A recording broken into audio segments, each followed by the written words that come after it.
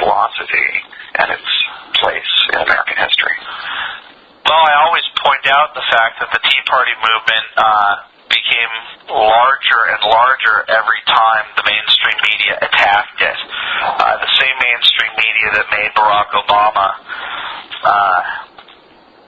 the chosen one and the Messiah is the same media that made President Bush the bane of humanity and human rights and civil rights. And it was the same propaganda continuum.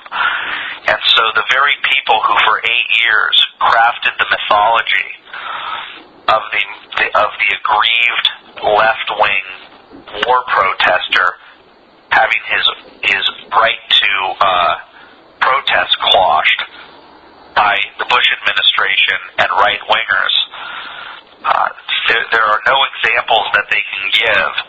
It's just an accepted media talking point. It's an article of faith that the left was forced into an argument that dissent is patriotic and that they were under constant attack when it didn't exist.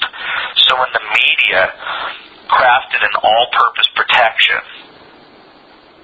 to protect anti-warriors and Cindy Sheehan's of the world, and people who would go, to Iraq and act as human shields, and no act of borderline treason or treason could be treated as such for fear that you would be called a McCarthyite or a neo-McCarthyite, or that you would be challenging their redefinition of patriotism, which was dissent.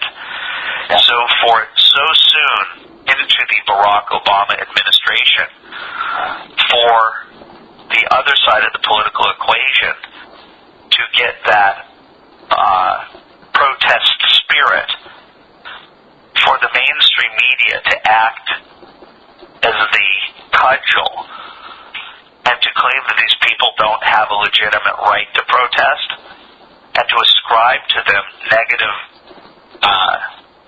motives, shows that our primary enemy is the mainstream media.